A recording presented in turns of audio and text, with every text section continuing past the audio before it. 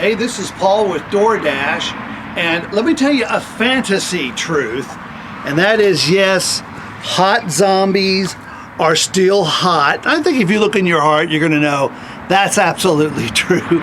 Let me tell you a few truths about DoorDash. Now, specifically talking about taxes. A lot of people are tentative to do DoorDash because they know that DoorDash doesn't take any taxes out, and they're afraid at the end of the year they're going to have some big catastrophe where they're going to owe tons of money and they're going to be in trouble. Well, whether you're doing your taxes for the first time this year or if you're thinking about doing DoorDash, don't let the tax consequences scare you, because they can easily be worked through.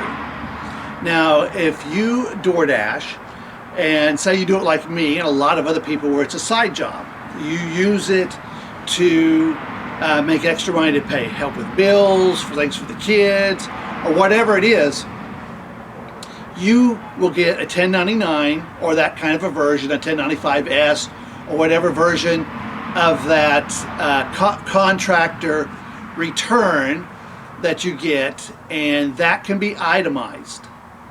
Now you say, well, I do my taxes with my wife. We have a joint filing. We put them together. It doesn't matter. You can lump in whether you do your taxes as a single or if you do it as a joint filing.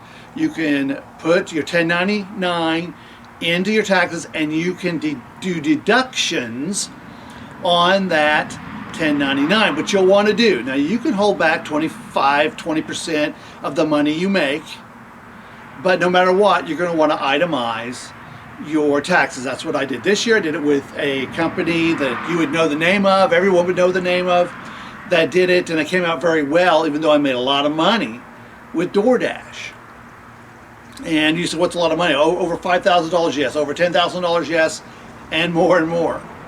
And so there's a lot of tax potential issues there if you don't itemize. So when it comes to itemizing, I used to save all my gas receipts. I thought, I'm going to turn in my gas. That's really not where it's at. You can save those if you want, but your deductions are on your mileage. So you want to track the mileage, because you're going to put a lot of mileage on your vehicle if you do a lot of dashing, and you're going to get to deduct about 50 cents or a little bit more per mile. And when you add that up, you take that off your tax expense. What's another tax expense? Well, your phone. Any dasher knows you gotta have a phone. You have to have a phone with the internet service on it. You have to be able to use Google Maps constantly. You have to be able to use the DoorDasher app.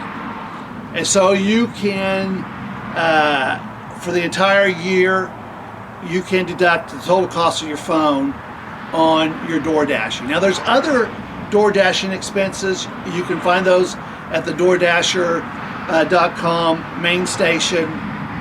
But I can tell you that if you keep track of those and you itemize those, that your tax repercussions are going to be very, very small.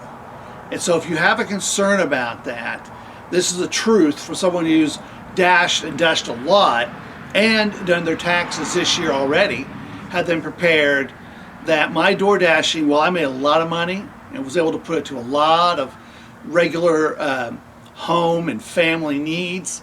It did not destroy me at tax time. Well, we'll look for more great tips on DoorDashing. Great, if you want to see share the fundamental truth that hot zombies are hot, and other great t-shirts, we have those links below, and other accessories to be able to help you. Watch for more training videos where we give you tips on how to make the most money. Put it in your pocket, DoorDashing. My name is Paul. Have a great day.